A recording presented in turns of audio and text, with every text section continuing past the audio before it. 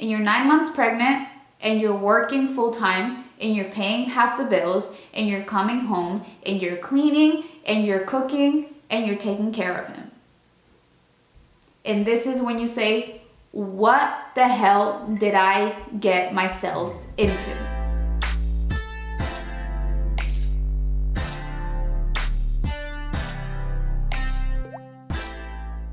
Hi amigas, welcome to the sisterhood of the high standard amigas. I hope you guys are doing amazing. And yes, I am back with a video after so long.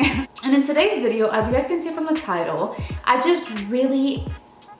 really want to start sharing my thoughts here on YouTube because I have seen the impact that they have had on TikTok. And on TikTok, they're literally like 1 minute to 3 minute videos. So I can't elaborate a lot.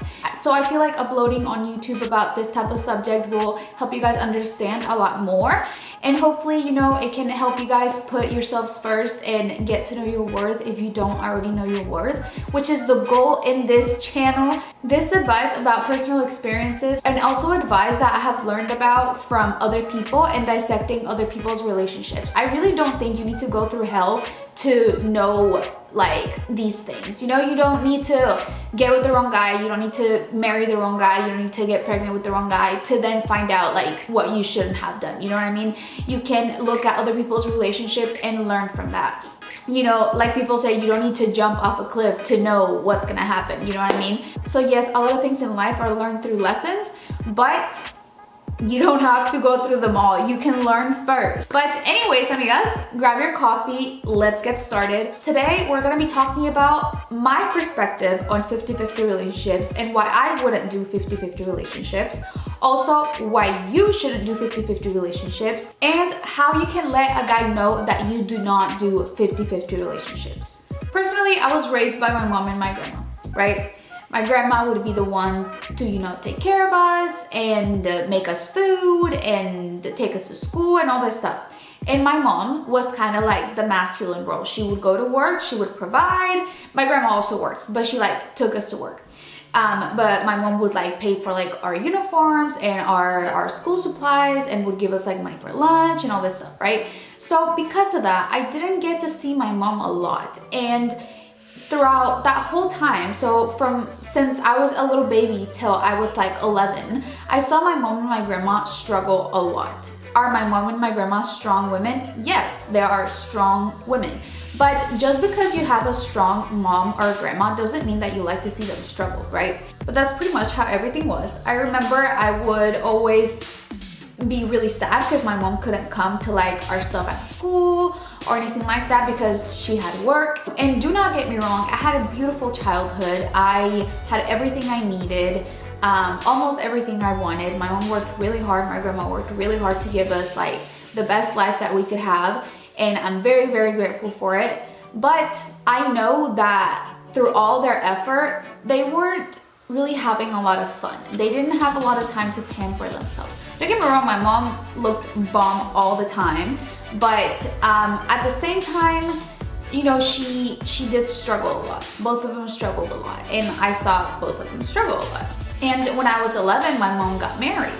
So I had a new dad, and this new dad was a provider. And he told my mom, hey, you guys come and live with me to the United States and I will take care of you guys basically.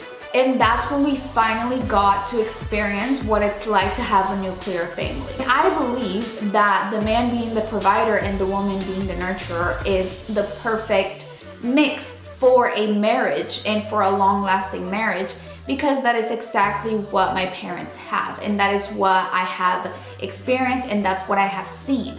My home, my parents' home is like one of my safest places. My parents' home and my grandma's house in Mexico. Some of my safest places because those places are so peaceful. Everyone knows their role in that house. I love being there. Everyone respects my boundaries. I enjoy being around my family. I love my family. And that's how I want my kids to feel about the house that I raised them in. It was very different to have a mom at home, and of course back then I didn't realize how good I had it. I remember I would always come home and my mom would always have food for us, you know, food made for us. And it would always be like some type of Mexican food. And I would go to school with like a bunch of white kids that had like McDonald's and Taco Bell and stuff like that. And when I lived in Mexico, McDonald's and all that stuff was like something that we would get sometimes, you know, because it was like a special occasion.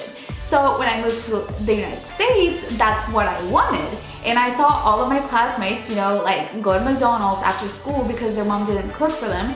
And I would think, oh my God, I have to go home and eat this Mexican food. I just want McDonald's, right? But I didn't know how good I had it to have my mom be at home and be able to make us home cooked food. So I remember one time I invited some of my American friends to my house and my mom had made chile colorado. And I remember they were shook. They were like, oh my gosh, you are so lucky that you have your mom here to like make you food. Because when I started, you know, hanging out with more American girls, I realized that their moms would just leave them at home alone because they had to go to work and they would have to eat like pizza rolls or like any microwavable food that they had. And then I was like, dang, like I am very lucky to have my mom at home. And I feel like having my mom at home is one of the things that kept me so in track. You know, I was hanging out with the wrong people and I was, you know, doing stuff that we think it's cool when you're like 14, 15, you know? And the fact that my mom was there to watch over me and to protect me is what made me the person I am today, basically. I do not even want to imagine how I would be right now if my mom wouldn't have been there to actually see what was going on. So I'm very, very grateful for that. And that's the same thing I want to do for my kids. I want to be there for my kids. I want to always have them remember that they always had food that their mom made them after school. I always want them, when they're older, I want them to remember how their mom was always there to protect them. I don't want them to think about, oh yeah, like my mom was never even around because she was always working or because she had to pay half the bills and all that stuff, you know. So, like I said, my mom was the nurturer. She took her role very seriously. My house is, well, my parents' house is always, you know, beautiful and clean. My dad is a provider at heart. My dad did not grow up with money at all. He had to move to the United States when he was 18 because he had to look for a better life. And even though he went through, you know, very serious poverty, he still decides to take care of a woman and her 2 girls. So he is a provider at heart. And when we moved to the United States, he told my mom, like, he was like, oh, you're not gonna work. The change that I saw in my mom was astronomical. She went from, you know, working all the time and being stressed out all the time and being paid very little to having, you know, a beautiful home that she took care of. She would wake up, she would take us to school, she would go to the gym, she'd go, well, she still like does all this. This is literally still her life. She goes to the gym, she goes to have breakfast with her friends, she goes shopping, she comes back home, well, the house is always clean, so she just kind of like picks up, makes food, goes to get my brother from school, comes back home, does homework with my brother, watches a movie with my brother, you know, whatever it is that she wants to do. Every time we would come back from school, we would always watch Caso Cerrado or 12 Corazones or La Rosa de Guadalupe. And those are things that I'm always gonna remember, like having my mom there right after school. And at the time when I first moved here, I had very evil people telling me that, at the time I was probably like 12, and I had this person, this adult that was supposedly there to take care of me, tell me that one day she was gonna tell people that I didn't have papers and that I was gonna be taken away from my family. So when I would go home, it would be so special to me. I remember I would go home and I would always like just dread looking at the clock. I never wanted the clock to hit 10 p.m. because that's when I had to go to sleep. And I never knew like when it was gonna be the day that I would be taken away from, you know, my mom and my sister and my dad. So being at home and spending those moments with my mom after school means even more to me. It means so much to me, and I feel like that has helped me a lot. But most importantly, my mom has been the happiest she's ever been this past 11 years that we've been living in the United States. Thanks to my dad. My dad got to the point where he even had to work 2 jobs. Now he owns his business. He decided to, you know, step it up and do his own thing, and that's exactly what he's doing, and he's doing amazing, and I'm so proud of him. And that's what a provider does, and I honestly think that's why we have such an amazing family. I can literally say, like, I have such an amazing family. My parents do not tussle. My brother is also, that's another thing, like my brother, seeing the way that he's grown up, because of course having your mom at home and taking care of you is going to hit different depending on the age. And Sebastian, my little brother, he's had my mom there by his side since he was born. Like, my mom has always been there. So the relationship that they have is beautiful. The relationship that he has with me and my sister is beautiful. The relationship that he has with his dad is amazing. He is such a healthy kid. He's so smart. He's so sweet. Like, he's so talented. I remember when I was younger, I liked to dance a lot. I liked to be in dancing classes.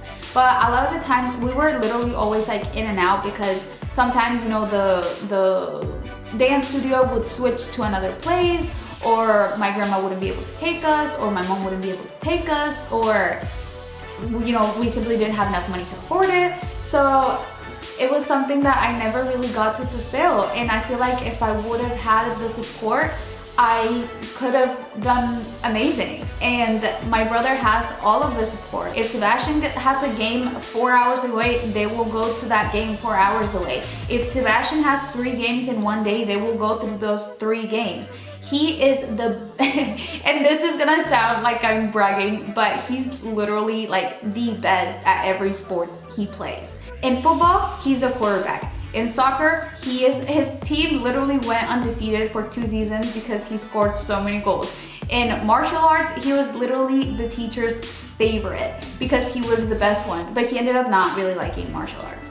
But he is just amazing. Like, he's an amazing kid, and I want to be able to do the same for my children. I want my children to have the same opportunities that my brother is having and that I didn't get to have. Me and my sister are full-grown adults. I'm 22 years old and she's 25 years old, and we have an amazing relationship with our parents. We have an amazing relationship with each other. And that's what I want. I don't want to have a dysfunctional family. I don't want to be with the husband that I'm fighting with all the time because of money problems. I don't want to be stressed out all the time because I have to work and I have to provide half the bills. I don't want to eventually be resentful towards my husband because I feel like I've given him so much. So that's one thing. Basically, I experience both sides, right? I experience what it's like to be with a mom that has to be strong and that has to be independent. And as a child, I really do prefer the whole nuclear family thing. I feel like it helped me growing up a lot, and the way that my brother is being raised is just amazing. The relationship that my parents have, it's amazing. The dynamic that they have is amazing. So that's what I want. I want a healthy, happy, amazing family like the one that I came from. So the next thing is why you shouldn't accept 50-50 relationships. First of all, there's a wage gap. There's a wage gap, and until that wage gap is equal, we are not going to be the same.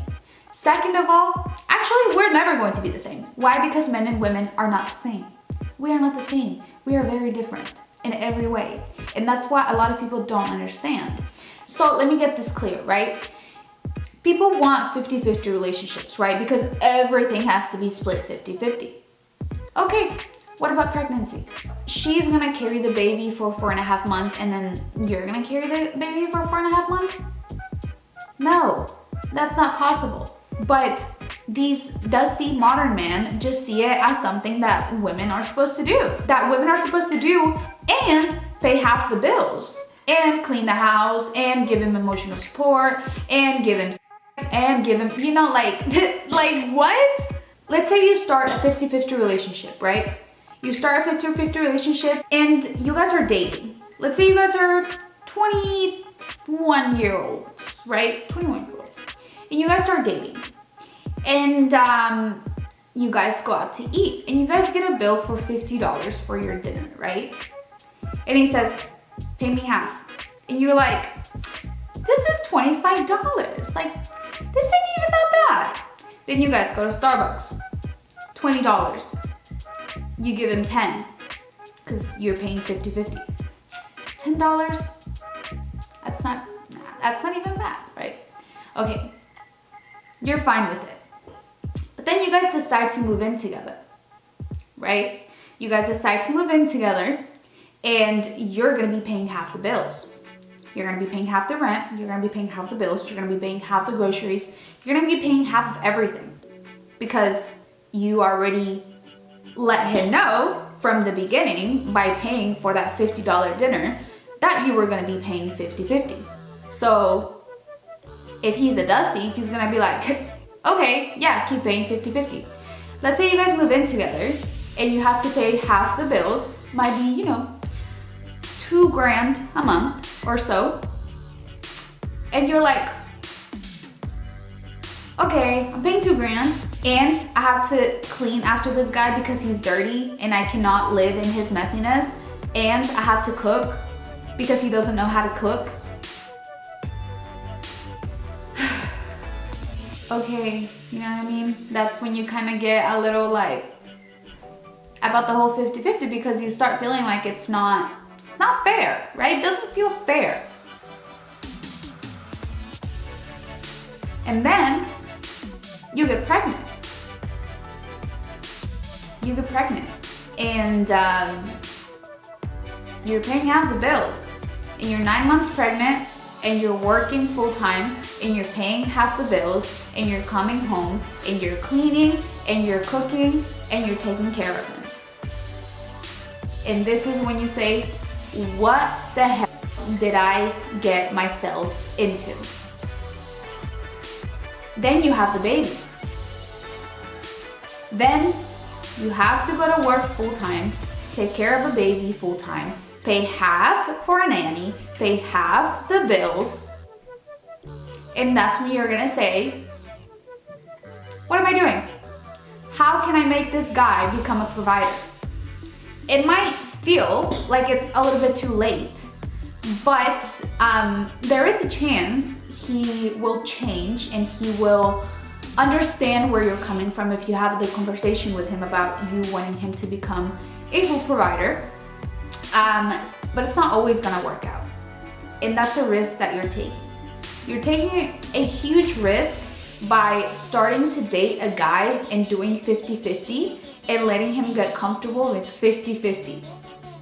Because at the end of the day, after you guys have 2 kids and you are like up to here with everything, and you ask him, hey, I would like for you to, you know, pay for everything, like become a provider, because I just can't, like it's too much on my plate right now. And he says, no.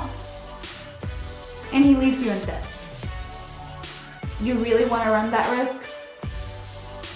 Again, there is a chance he might say, okay, I get it. Let me provide for you, right? But there's also a chance that he won't. Do you really want to go through that? Earlier today, I got tagged in a video on TikTok about this girl talking about how she's never gonna do 50-50 because she sees her mom work a full-time job, come home, clean and cook for her dad that is retired. And her mom literally just like hates her dad. She resents him. And honestly, I can see why. Do you want to be that woman that resents her husband for taking her golden years and her money? Not me. Y'all be safe though. Because no. No ma'am. And the way you tell a man that you do not do 50-50 relationships is simply by using someone as an example, right? So earlier I told you guys how I was raised. And that is what I use, you know what I mean? I say, hey, you know, I was raised by a man that was a provider, and I see my parents have an amazing relationship, and my household is amazing, and I was brought up in an amazing way, in an amazing family, and that's the same thing I want for my family. So for that to happen and for that to work, I'm going to need a man that is going to provide for me and the family, so that way I can do the things that I want to do for the family, if that's how you got brought up.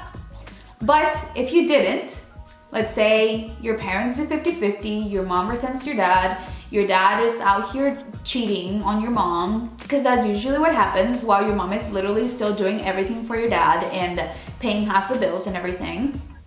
You can use that as well. Be like, hey, you know, my parents have this same dynamic of 50-50 and it has not worked out for them, and my mom is this, and that, and my dad is doing this, and that to her, and I'm not trying to end up like that. So I'm learning from my mom's mistakes. I've decided I'm only going to date a man that's going to provide for me. And that's all you gotta tell him. That's all you gotta tell him. And I always get asked about, okay, but what if, you know, we're very young? What if we are in our teens, right? And this is going to be my next video. Girls are like, okay, but what if we're in high school? You should not be dating in your teens, period. You should not be dating in your teens. If grown men, grown 30, 40, 25-year-old men, do not care or have any empathy for your feelings, your mental health or emotional health, do you think a 16, 17, or 18-year-old boy is going to have any compassion for you? You don't need a boy in your life when you are that young. First of all, because they don't have anything to offer you but like trauma. So why would you want that? You know? And I know that I sound like such a mom right now, and if I would have heard myself right now back when I was like 17, I'd be like, ugh. But I genuinely, like, I'm y'all's big sister, so I hope you guys trust me. Trust me on this one. But amigas, I'm so happy to be back on YouTube. I am really excited that I have a lot of things to say because back then I was not very consistent because it was really hard for me to like come up with content and stuff like that.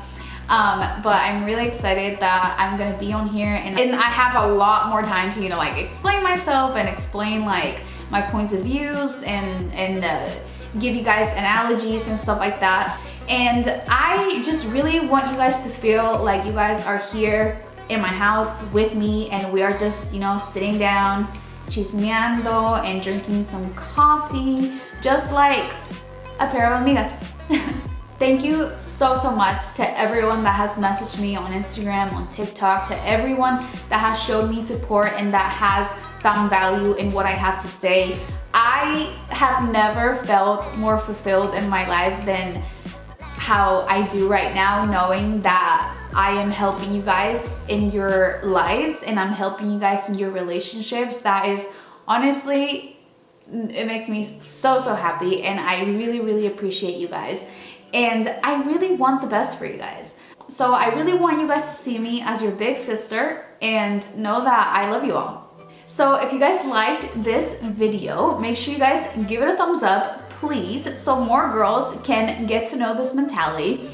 I get a lot of messages of girls being like, wow, I really thought being like, you know, a cool, independent, girly pop was like where it was at, but it's really not. Like, I just got played when I was that. And when I started listening to you, I really started to change my perspective in relationships and how I view myself and my worth. And that's what I want for everyone. I want this new generation of women to actually require something from men. Because if we don't, they're never going to change. They're just going to get dustier and dustier and dustier until they disappear. Okay, that sounds like a good idea. But they're just going to get dustier and dustier and dustier. So, amigas, we need to change the game, we need to up our standards, and we need to require these men to be providers. If you guys have any topic you guys want me to talk about, make sure you guys put it down in the comments. And also, double reminder to like this video so more girls can see it. Also, make sure you guys go follow me on my other social medias. I am by Michelle Diaz on TikTok and Michelle X Diaz on Instagram. Also, please subscribe, and I hope that everyone is having an amazing new year. Amigas, we gotta get a different mentality this year. In 2022, we are not going to let people step all over us. We are not going to let people dim our light. We are not going to let people make us insecure or make us think that we are not worth it, because we are. And I will see you, amigas, next week. Love you, amigas.